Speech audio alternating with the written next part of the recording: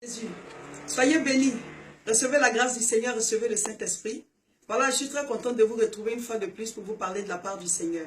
Voilà, avant toute chose, je vous lance un grand appel pour vous tous qui suivez cette vidéo. Nous avons la grande croisade de l'église évangélique La Moisson le samedi 20 août prochain. Et c'est en France. L'adresse est juste au-dessus de la vidéo. Veuillez prendre note, vous qui êtes en France, vous qui êtes dans les environs, à vous tous qui pouvez être là. Ne ratez pas ce moment. Vous savez, tout combat doit être d'abord gagné de manière spirituelle avant d'être gagné dans le monde physique. Tout ce que vous cherchez comme bénédiction, tout ce que vous recherchez, c'est d'abord spirituellement qu'il faut l'acquérir avant de l'avoir de manière physique. Donc nous allons encore nous retrouver le samedi 20 août pour prier, écouter la parole de Dieu, recevoir la grâce du Seigneur. Alors déplacez-vous, c'est à partir de 15 h, c'est à Aubervilliers. Que Dieu vous bénisse, que personne ne rate ce rendez-vous-là. Amen. Voilà, je suis Madame Seka, pour ceux qui ne me connaissent pas. Je suis servante de Dieu, pasteur à l'église évangélique La Moisson.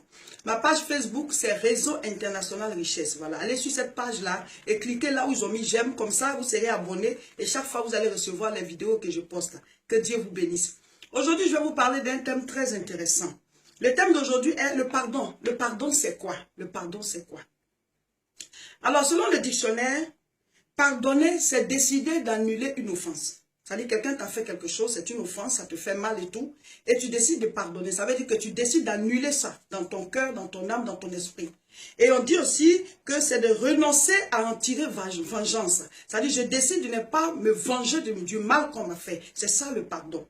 La Bible dit dans Colossiens chapitre 2 verset 14, l'acte dont les ordonnances nous condamnaient, il l'a effacé.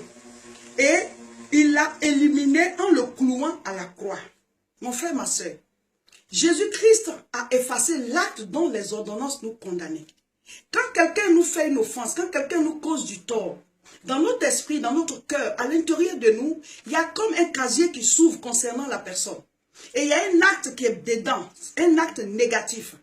Et sur cet acte-là écrit le mal que la personne nous a fait, si c'est une parole, si c'est un acte, si c'est quelque chose en tout cas, et ça se trouve dedans. Et chaque fois qu'on dit le nom de la personne, chaque fois que tu vois la personne, chaque fois que tu t'en souviens, c'est comme ce casier-là s'ouvre et tu te rappelles de tout le mal que la personne t'a fait. Il y a un certain ressentiment et souvent tu as envie de te venger. C'est ça, le ressentiment de la vengeance, le ressentiment qui nous amène souvent à ne pas pardonner. Mais la Bible dit quoi? Nous-mêmes, l'acte dont les ordonnances nous condamnaient, Jésus-Christ a effacé.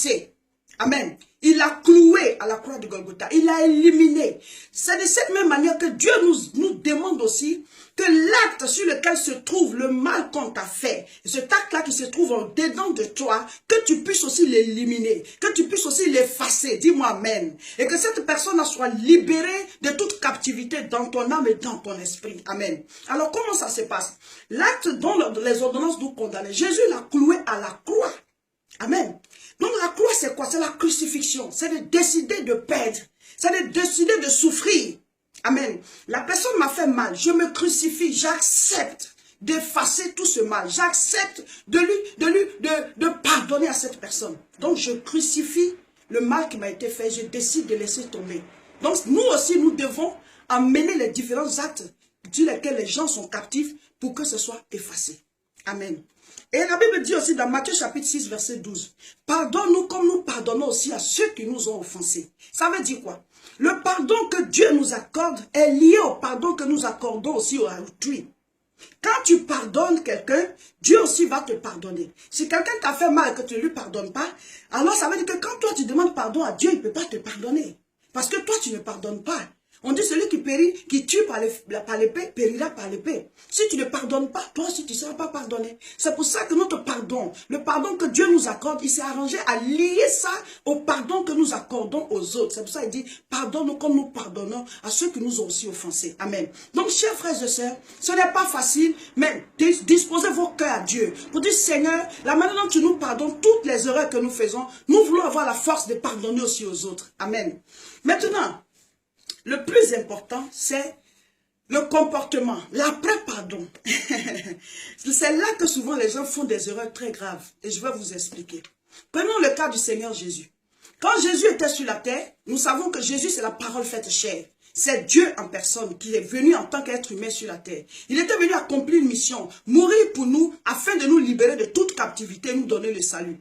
Et pendant qu'il était sur la terre, il a commencé son ministère, il avait des disciples, il avait des apôtres, il y avait des foules qui le suivaient de partout.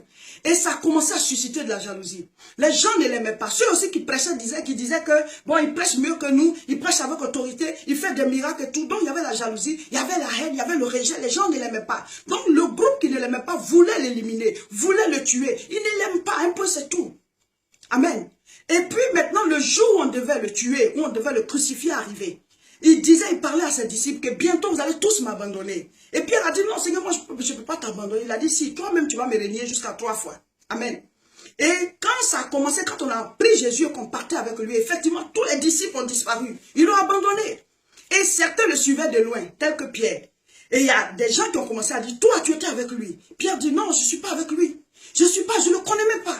Toi, tu étais avec lui jusqu'à 3 fois. Il a régné son maître. Il a régné son Seigneur. Et après, il allait pleurer amèrement. Pourquoi? Parce qu'il était faible devant cette épreuve-là. Ça, il ne pouvait pas tenir. Parce que Jésus avait l'habitude de dire, est-ce que vous pouvez boire la coupe? C'était trop fort pour eux. Amen. Maintenant, ceux qui sont allés le crucifier par haine, par jalousie, parce qu'il fallait qu'il les limite, parce qu'il attire plus la foule. Pendant qu'il le crucifiait, Jésus, pendant qu'il était à la croix, il a dit, Père, pardonne-leur car ils ne savent pas ce qu'ils font. S'il a pu faire cette prière, ça veut dire que lui-même, il leur avait déjà pardonné.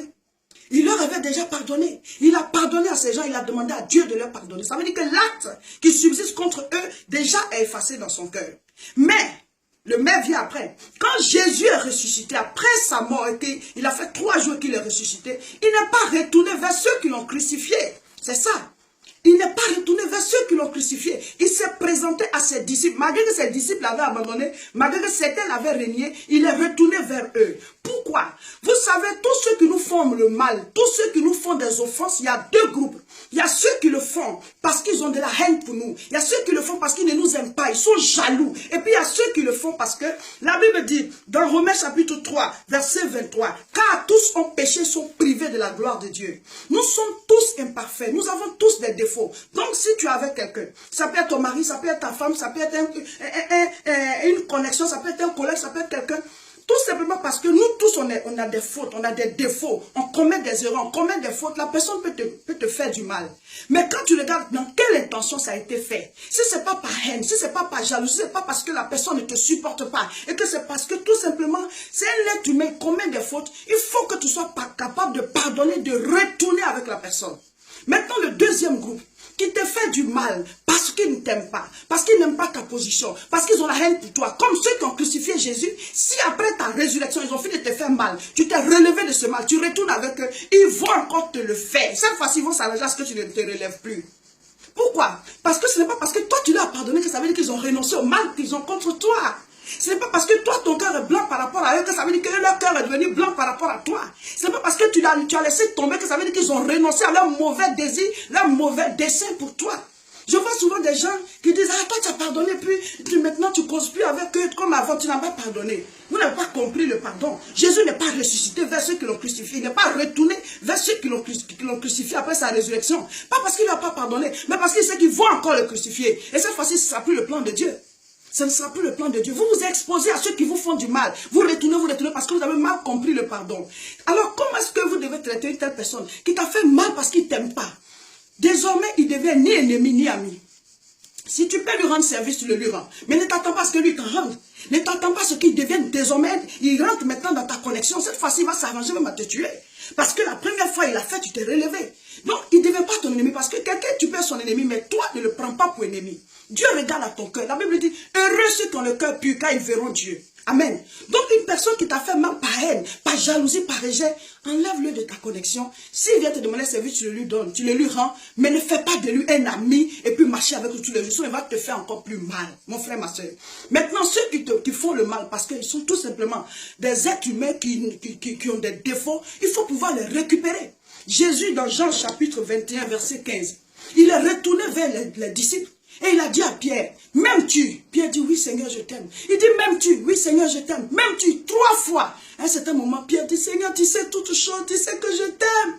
Alléluia. Pourquoi il a fait répéter 3 fois tu m'aimes, tu m'aimes? Parce que Pierre avait renié 3 fois. Il a racheté Pierre parce qu'il sait qu'il ne pouvait pas tenir.